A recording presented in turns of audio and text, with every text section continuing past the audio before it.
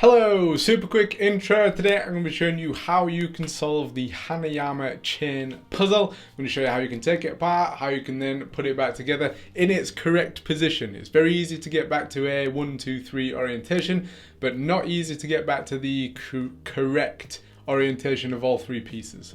So let's get straight into taking it apart first. Okay, so here is a fully assembled chain puzzle. Now the challenge with the chain puzzle is to take it apart, obviously, but then when you're putting it back together and while you are taking it apart, there is a lot of different possibilities for orientation. So this is the original position, the one that you started from and will want to get back to. Obviously you've got the 1, 2 and 3 in that order, the 2-bit being in the middle.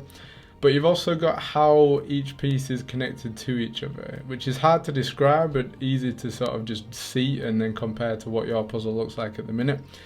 So if you're currently trying to take these three pieces apart and you're not in this orientation right now, you've got the extra challenge of trying to figure out which moves or what the different moves that you have to do to actually separate it.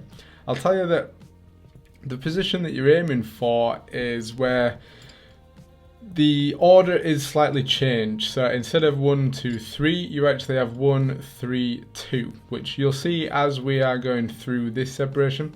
But when you get them in that order as well, you also need them the right way around, because you've probably noticed the two different grooves on the number 1 piece and the number 3 piece.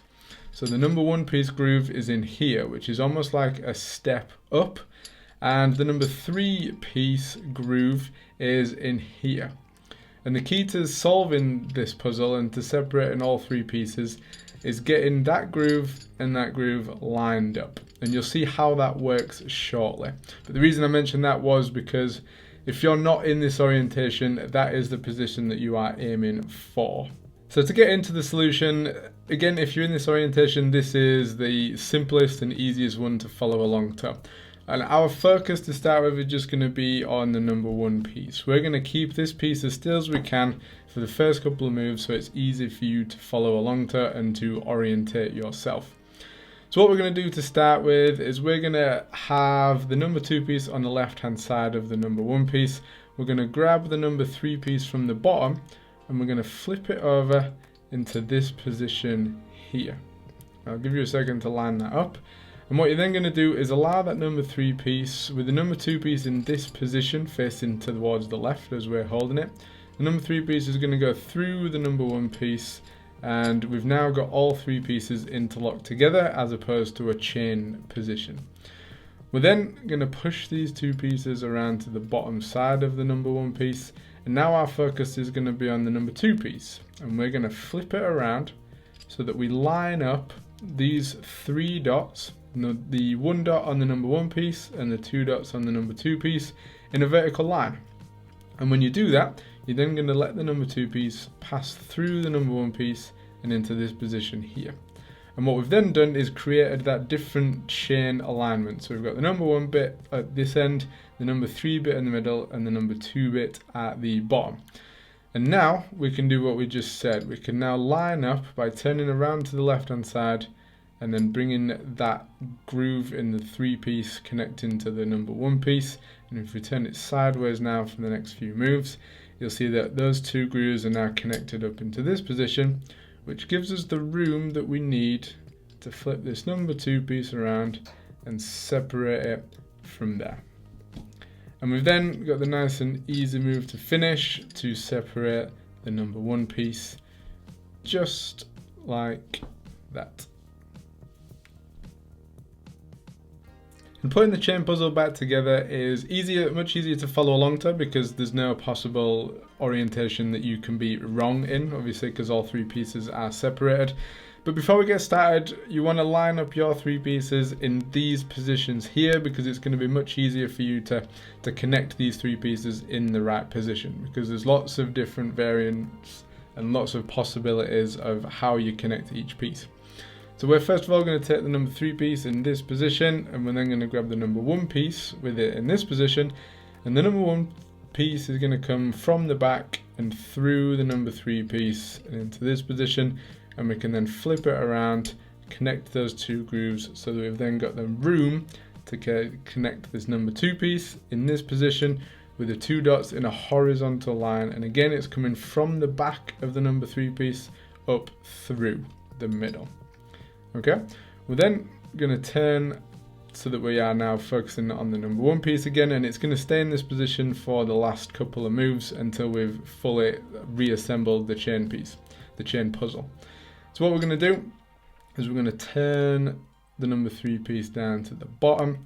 We're going to grab the number 2 piece from underneath, and we're going to turn it so that we've got that vertical line with those 3 dots again. The 2 dots on the number 2 piece, the 1 dot on the number 1 piece in that vertical line, and then the number 2 piece is coming up and through the number 1 piece, and we turn it over into that position there. We then push both pieces from the bottom of the number 1 piece onto the left hand side, and then we've just got one move to do. We're going to grab the number 3 piece from underneath, and we're going to rotate it into this position here. And when you rotate it, it's pretty much going to fall into this position as well, where it's coming from the back of the number 1 piece up through the middle, and all we have to do is take it over the top, and that is how you fully reassemble the chain puzzle. So there it is. That is how you disassemble and then reassemble the chain puzzle. As I said at the start of disassembling it, the challenge is going to be if you're not in that original correct chain orientation position.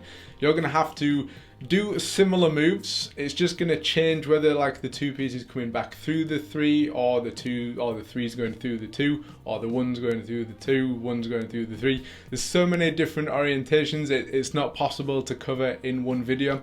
So that's going to have to be down to you to either get back to the original position, or to figure out your own way using similar moves to get to that 1, 3, 2 orientation, with the number 1 groove fitting in the number 3 groove.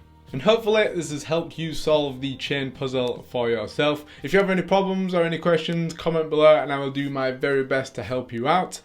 And thank you very much for being here. If you want to see me struggle through the chain puzzle for the very first time, or any of these other Hanayama puzzles, and then the step-by-step solutions to each and every one of them, then make sure you click my face here to subscribe, and I will see you next time. Peace!